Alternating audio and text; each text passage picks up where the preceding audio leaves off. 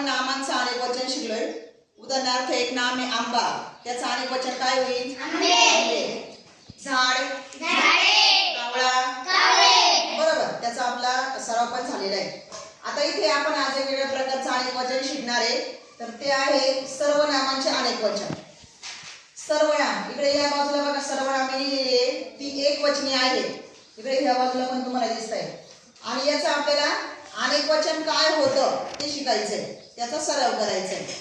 चला सांगा बरं मला आता तुम्ही. मी या सर्वनामाचं अनेक वचन काय होतं? तू, तुम्ही. आणि इथे बघा तला दुसरा उकार आहे, पण तुम्ही मध्ये तला पहिला उकार आहे. एवढं आपण बारकाईने पाहिलं पाहिजे. तो, ते. ती, त्या. ती मुलगी, त्या मुली. ती, त्या. ते, ती. हा, हे.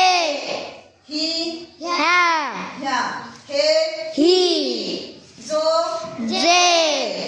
जी, ज्या. आता उदाहरणार्थ बघा, जी मुलगी अभ्यास करील ती पास होईल, म्हणजे एकटीच आहे. आणि ज्या मुली अभ्यास करतील त्या पास होतील. ज्या म्हणजे जास्त मुली आल्या.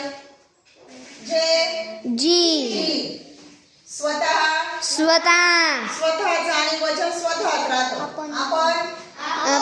आपण सुद्धा अनेक वचन आपणच राहतो. राहील लक्षात? हो.